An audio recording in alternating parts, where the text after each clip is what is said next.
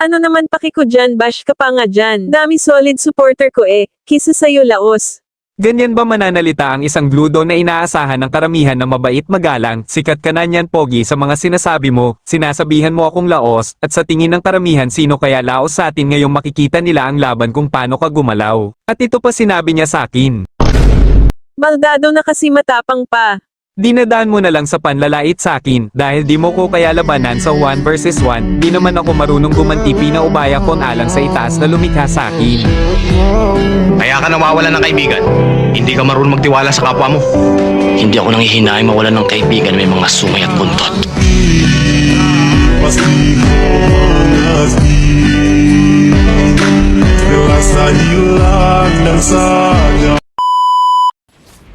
Kaya humanda ka dahil ito na ang una at huling araw ng ating laban.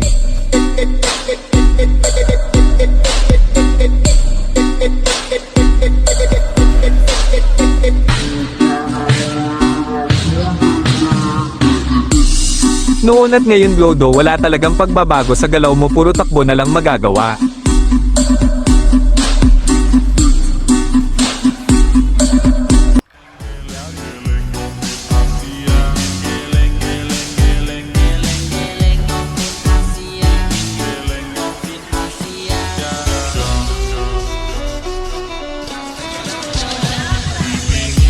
Sinabihan mo akong pilot sa galaw mong yan, kailangan ko pa ba ng pilot?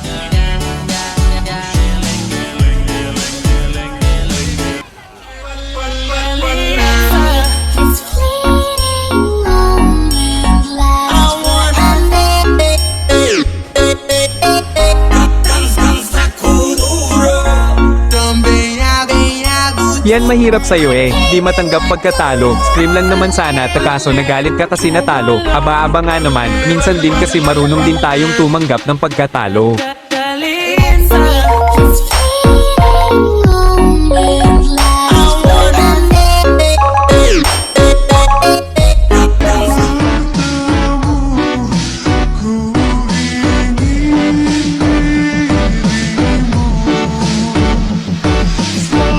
So paano ba yan, talo ka na naman paring Gludo?